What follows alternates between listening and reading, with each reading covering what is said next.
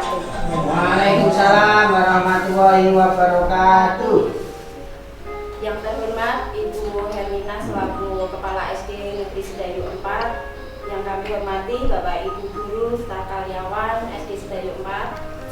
Alhamdulillah, mari senantiasa kita panjatkan puji dan syukur kehadirat Allah Subhanahu wa Ta'ala yang telah melimpahkan rahmat karunia-Nya kepada kita semua, sehingga pada kesempatan siang hari ini kita dapat melaksanakan, dan terima kasih sekali telah berkenan untuk menghadiri diseminasi budaya positif yang akan kami paparkan pada kesempatan siang hari ini.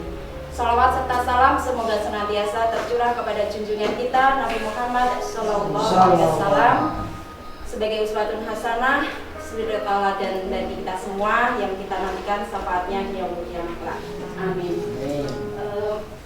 Saya di sini akan memaparkan tentang budaya positif. Perubahan paradigma belajar. Ya. Pengertiannya, perubahan paradigma pembelajaran ini merupakan pergeseran antara stimulus respon menjadi teori kontrol. Pembelajaran dirancang berdasarkan prinsip pembelajaran yang berpihak pada murid dan berdiferensiasi, sehingga setiap murid akan belajar sesuai dengan kebutuhan dari tahap perkembangannya untuk menjadi manusia yang bisa meraih keselamatan dan kebahagiaan yang setinggi-tingginya di masa yang akan datang. Disiplin positif dan nilai kebajikan universal. Pengertiannya, makna kata disiplin itu sendiri adalah sesuatu yang dilakukan seseorang pada orang lain untuk mendapat kepatuhan. Kemudian yang dimaksud dengan disiplin positif adalah pendekatan untuk mendidik murid yang bertujuan untuk membentuk kontrol diri dan meningkatkan kepercayaan diri, sehingga mereka bisa berperilaku dengan berpedoman kepada nilai-nilai kebajikan universal, yaitu sifat positif manusia, di mana hal tersebut merupakan tujuan mulia yang ingin dicapai oleh setiap individu terlepas dari suku, bangsa, bahasa, agama, maupun latar belakangnya. Jadi nilai-nilai kebajikan bersifat universal, tidak terbatas pada lingkup tertentu. Teori motivasi, hukuman, penghargaan, dan restitusi. Teori motivasi. Setiap perilaku salah atau tindakan indisipliner yang dilakukan oleh murid kita pasti punya motivasi tertentu yang terbagi menjadi 3, yaitu yang pertama, untuk menghindari ketidaknyamanan atau hukuman. 2, untuk mendapatkan imbalan atau penghargaan. 3, motivasi yang paling baik adalah untuk menjadi orang yang mereka inginkan dan menghargai diri sendiri dengan nilai-nilai yang mereka percayai.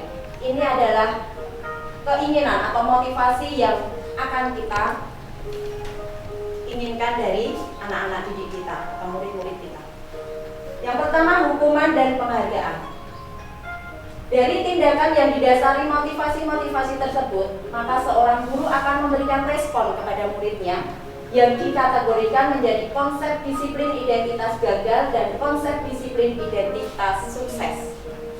Konsep disiplin identitas gagal mencakup 2 tindakan, yaitu memberikan hukuman dan penghargaan. Yang dimaksud dengan hukuman adalah bentuk pengendalian perilaku seseorang yang bersifat memaksa dan menyakitkan. Sedangkan penghargaan adalah bentuk pengendalian perilaku seseorang dengan suatu imbalan benda, peristiwa yang diinginkan. Keduanya masih memunculkan motivasi ekstrinsik. Jadi motivasi karena hukuman, karena penghargaan ini masih dari luar, dari guru, dari orang lain, dari orang dewasa yang lain, tidak dari dalam diri anak-anak itu sendiri. Berikutnya, restitusi.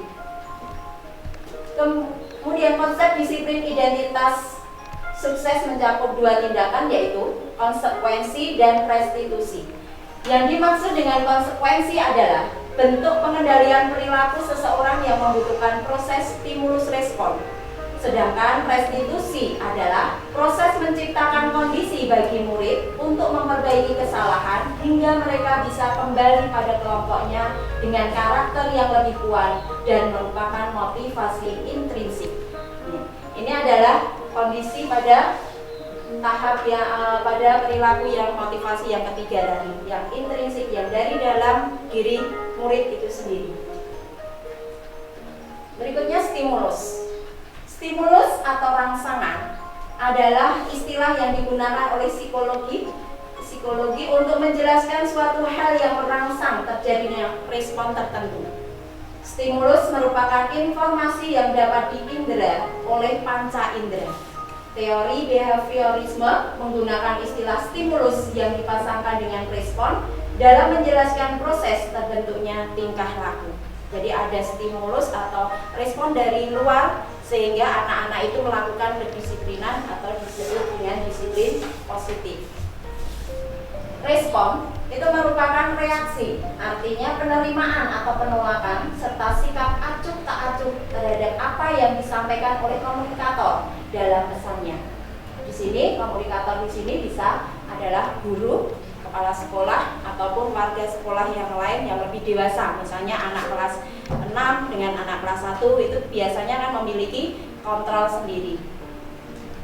Respon dapat dibedakan menjadi opini, pendapat, dan sikap, di mana pendapat atau opini adalah jawaban terbuka, open response, terhadap suatu persoalan yang dinyatakan dengan kata-kata yang diucapkan atau tertulis. Sedangkan sikap merupakan reaksi yang tertutup, covert response, yang bersifat emosional dari pribadi, merupakan tendensi untuk memberikan reaksi yang sangat positif atau negatif terhadap orang-orang, objek, atau situasi tertentu. Jadi respon ini adalah sebuah reaksi dari peraturan atau sebuah kontrol dari orang lain. Berikutnya, stimulus dan respon itu sendiri adalah selalu dipasangkan atau dikondisikan, maka akan membentuk tingkah laku baru terhadap stimulus yang dikondisikan. Untuk itu, sebelum proses pembelajaran, guru perlu merencanakan proses pembelajaran yang akan dilaksanakan. Dalam perencanaan ini dilakukan analisis tentang bentuk-bentuk perilaku yang diinginkan muncul pada diri murid. Kegiatan utama guru mengajar adalah memberi stimulus atau rangsangan, memberi bimbingan, memberi pengarahan, dan memberi dorongan kepada siswa untuk belajar. Jadi tidak hanya sekedar kita mengajar saja, tetapi memberikan stimulus atau rangsangan itu juga penting sekali untuk keberhasilan dalam pembelajaran. Kebutuhan dasar manusia. Ya, pada dasarnya manusia di sini adalah murid itu melakukan suatu tindakan indisipliner tersebut bisa saja karena kebutuhan dasar mereka belum terpenuhi, sehingga mereka berusaha mencari cara agar bisa terpenuhi. Kebutuhan tersebut dibagi menjadi 5, yaitu kebutuhan bertahan hidup, kasih sayang dan rasa diterima, penguasaan, kebebasan, dan kesenangan. Dari kelima kebutuhan tersebut harus dapat kita gali apa yang sebenarnya mereka butuhkan dengan tahapan segitiga restitusi. Sebagai pertanyaan pemantik, di sini ada sebuah kasus. Ibu Ambar, guru wali kelas 2A di SD Pelita Hati, sedang bingung menghadapi ulah salah satu murid di kelasnya bernama Doni. Beberapa anak di kelas 2A telah datang padanya dan mengeluhkan Doni yang sering meminta bekal makan siang mereka dengan paksa. Jika Anda menghadapi situasi seperti Ibu Ambar, apa yang akan Anda lakukan? Menurut Anda, kira-kira apa alasan Doni melakukan hal itu? Ya, kita harus menelaah lebih jauh lagi. Apa alasan Doni dengan mendasarkan pada 5 kebutuhan dasar manusia yang tadi. Yang pertama, mungkin Doni berbuat seperti itu untuk bertahan hidup. Apa artinya? Jika Doni merasa lapar dan tidak memiliki bekal makan siang, tindakannya mungkin merupakan upaya untuk memenuhi kebutuhan dasar bertahan hidupnya seperti makanan. Jadi makanan dia merebut, Doni itu merebut punya teman-teman, meminta dengan paksa itu untuk bertahan hidup. Jika itu alasan yang pertama, karena memenuhi kebutuhan dasarnya untuk survive, untuk bisa bertahan hidup. Yang kedua, kasih sayang dan rasa diterima. Jika Doni melakukan hal itu, Doni mungkin merasa senang saat temannya memberi perhatian atau mengikuti permintaannya yang mencerminkan kebutuhan akan kasih sayang dan rasa diterima. Jadi cuma iseng, cuma pengen diperhatikan, cuma butuh kasih sayang Doni. Mungkin latar belakang dari keluarganya kurang diperhatikan. Itu alasan yang kedua, yaitu untuk mendapatkan kebutuhan dasarnya berupa kasih sayang dan rasa diterima. Yang ketiga, penguasaan. Jika Doni merasa hebat ketika temannya patuh pada permintaannya, ini bisa mencerminkan kebutuhan akan penguasaan atau pengakuan atas kemampuannya. Jadi Doni memang mau diakui. Ini loh aku, saya minta dan harus dipenuhi. Itu ketika Doni memiliki latar belakang atau kebutuhan berupa penguasaan. Berikutnya, yang keempat adalah kebebasan. Beberapa anak ingin memiliki kebebasan dalam memilih makanan mereka. Doni mungkin bosan dengan bekal yang sama setiap hari dan ingin mencoba variasi. Pengen merasakan punya teman. Kadang anak-anak kita itu ketika makan bersama dengan bekal yang berbeda, mereka sering melirik dengan teman. Apa ya teman? Sangunya apa ya? Apa yang menjadi bekal dia ya? Sehingga rasa kebebasan dia, aku pengen loh punya diet seperti itu. Misalnya pengen telur goreng yang dimiliki oleh si A, sementara saya hanya memiliki ikan goreng atau ayam goreng yang setiap harinya selalu seperti itu. Meskipun tidak selalu yang dia miliki itu lebih rendah atau lebih buruk dari temannya, bahkan kadang lebih baik, tetapi karena setiap hari seperti itu, rutin setiap harinya, sehingga membuat rasa kebosanan. Dan Doni pengen kebebasan, pengen bervariasi makanan, jenis makanan yang dia konsumsi, sehingga dia merebut atau memaksa pengen punya teman. Berikutnya, yang terakhir adalah rasa kesenangan. Doni mungkin merasa senang melihat reaksi teman-temannya terhadap tindakannya yang mencerminkan kebutuhan akan kesenangan dan kebahagiaan dalam bermain. Misalnya sering kita temui ya, kalau anak-anak kita mungkin ada 2 anak, kakaknya dikasih apa, adiknya itu pengen merengek, atau malah kakaknya yang ketika adiknya itu dikasih dia sering, kalau dalam bahasa Jawa itu bebedo. Nah, jadi pengen ini loh, padahal punya mainan yang sama, tapi pengen punya milik adiknya itu kok dirasa lebih menarik, sehingga rasa kesenangan, kebutuhan kesenangan ini juga perlu dipertimbangkan. Dari kelima kebutuhan dasar manusia tadi, mana yang dibutuhkan oleh anak? Setiap anak di kasus yang berbeda dengan individu yang sama mungkin alasannya bisa berbeda-beda, kebutuhan dasarnya berbeda-beda, karena apalagi nanti berbeda dengan satu anak dengan anak yang lain, kasusnya sama, kebutuhan dasarnya mungkin saja berbeda. Itu sebagai guru kita harus lebih pintar-pintar dalam menggali informasi supaya memberikan pelayanan yang tepat. Nah, keyakinan kelas. Berikutnya kita tentang keyakinan kelas, atau sering juga disebut dengan kesepakatan kelas. Keyakinan kelas ini diperlukan suatu nilai yang membantu merasa menjadi murid, mereka menjadi murid yang berbudaya positif. Dalam hal ini adalah keyakinan kelas, yaitu nilai-nilai kebajikan universal yang disepakati oleh guru dan murid secara tersirat dan tersurat dalam kelas sebagai acuan dalam berperilaku terhadap diri sendiri dan orang lain dalam lingkungan tersebut. Keyakinan kelas ini, setiap kelas akan memiliki keyakinan yang berbeda-beda, tetapi masih ingat di awal tadi, keyakinan kelas itu berupa tindakan yang sifatnya universal. Dan di sini dalam keyakinan kelas, kita menyusun keyakinan kelas itu disarankan untuk menghindari kata-kata atau kalimat negatif. Misalnya dilarang buang sampah sembarangan. Itu dihindari. Kita ubah menjadi kalimat yang positif, menjadi buanglah sampah pada tempatnya atau jagalah kebersihan kelas. Nah, dengan kalimat jagalah kebersihan kelas itu sudah mengungkapkan semua tip perilaku yang positif di situ. Di antaranya tidak buang sampah sembarangan, apalagi kemudian membersihkan kelas setiap hari dengan regu piket dan sebagainya. Itu sebagai suatu keyakinan kelas yang sifatnya universal sehingga luas, tidak terbatas pada sesuatu. Kemudian di sini adalah posisi kontrol guru. Itu ada pada posisi kita. Bagaimana posisi kontrol guru itu? Budaya positif juga bisa diwujudkan dengan memiliki posisi kontrol terbaik sebagai seorang guru dalam merespon tindakan indisipliner murid. Posisi kontrol tersebut dibagi menjadi 5, yaitu penghukum, pembuat rasa bersalah, teman, pemantau, dan manajer. Dalam hal ini, posisi manajer dianggap sebagai posisi kontrol yang terbaik dan ideal untuk diterapkan. Tapi sedikit refleksi ya, kita selama ini apa yang kita lakukan? Pada posisi kontrol yang mana yang sering sekali kita lakukan?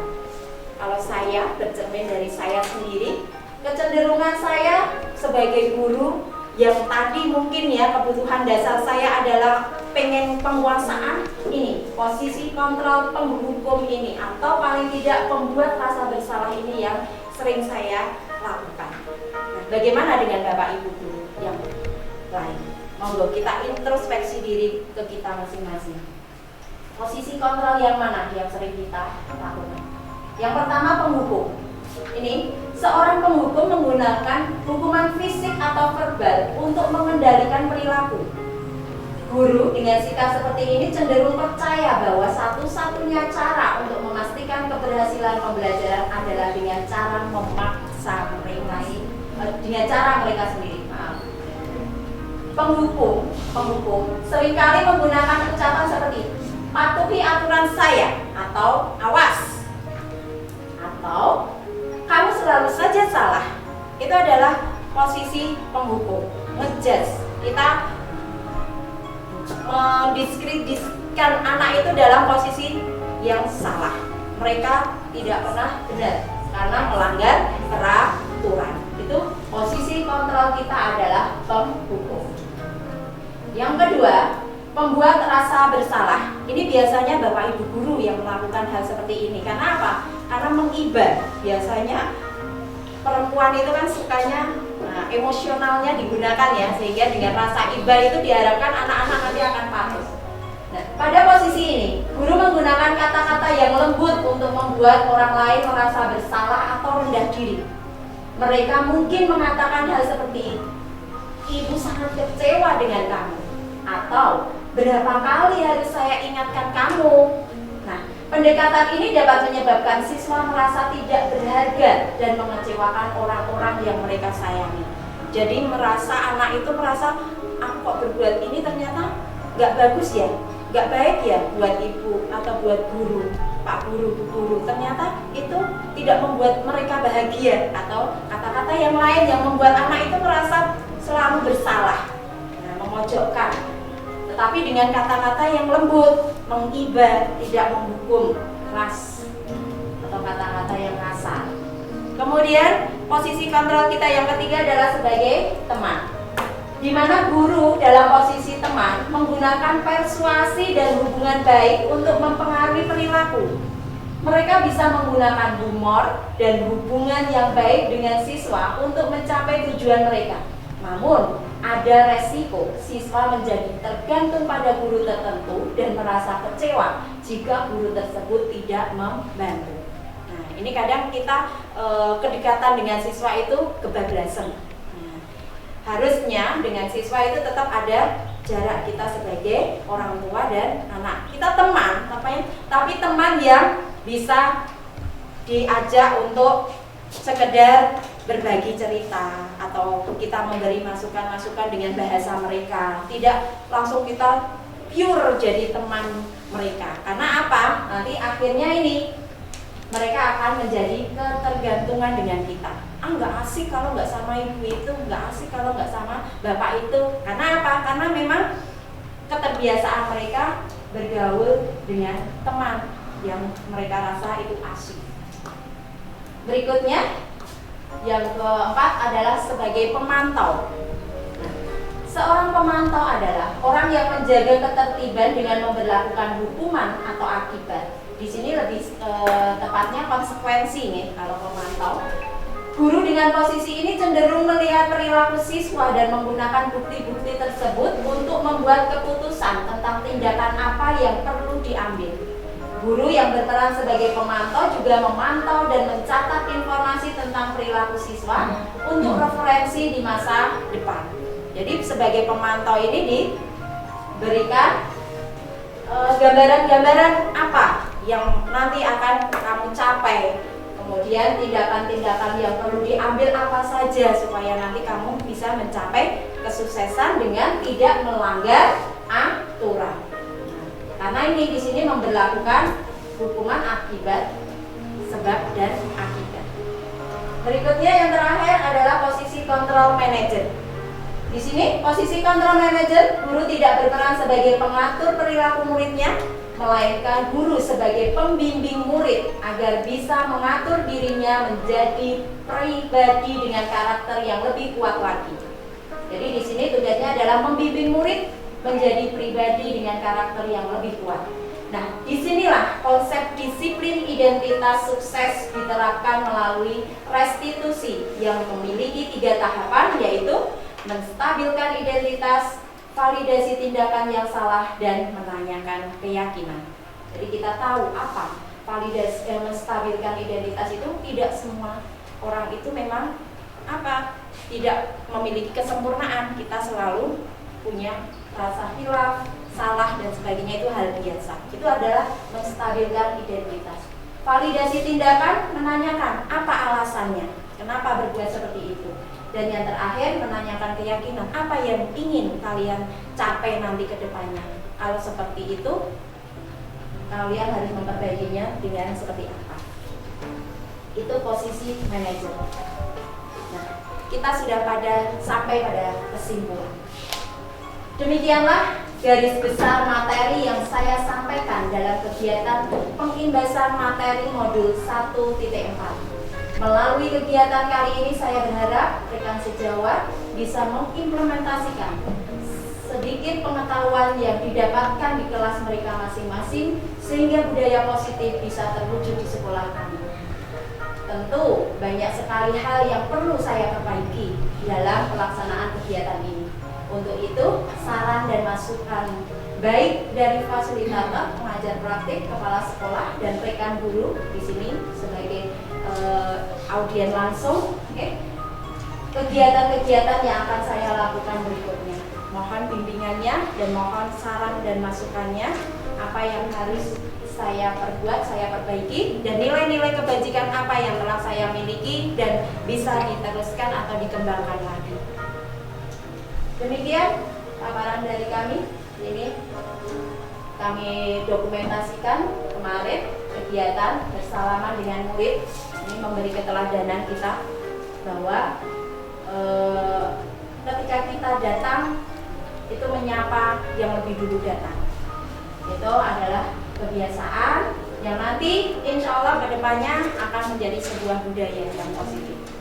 Berikutnya kedisiplinan yang kita lakukan dengan melaksanakan upacara bendera setiap hari Senin, itu juga memupuk rasa nasionalisme pada diri anak-anak, rasa patriotisme yang terlebih nanti meningkatkan kedisiplinan mereka dalam setiap perbuatan mereka.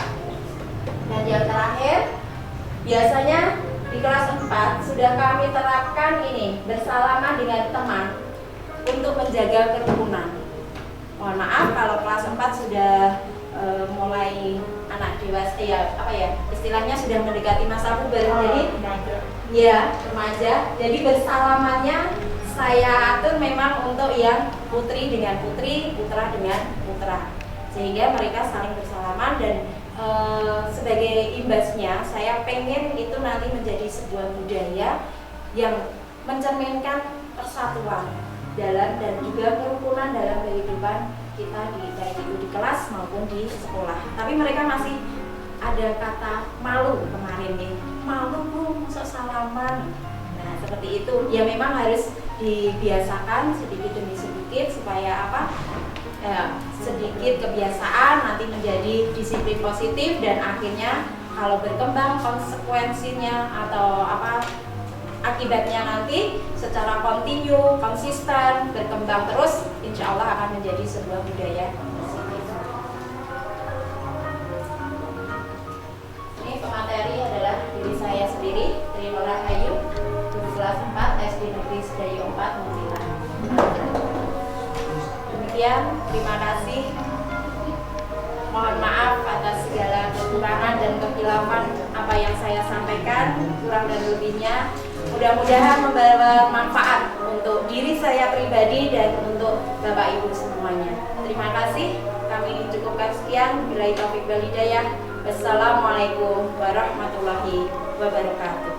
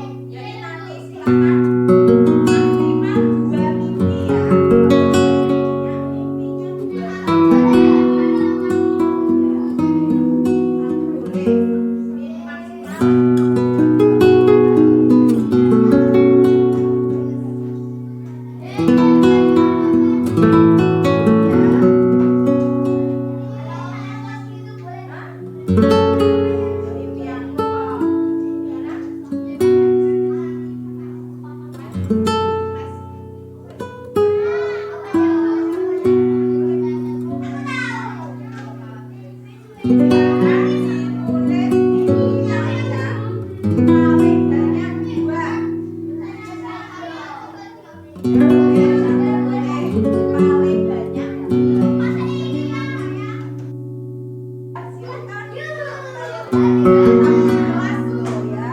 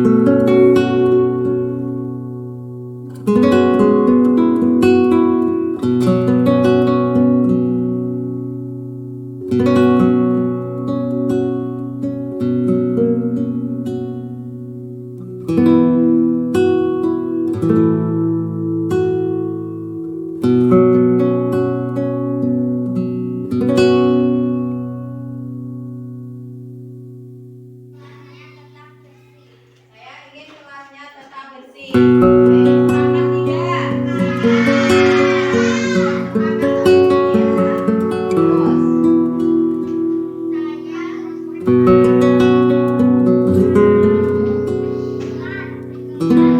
Iya, sama ya.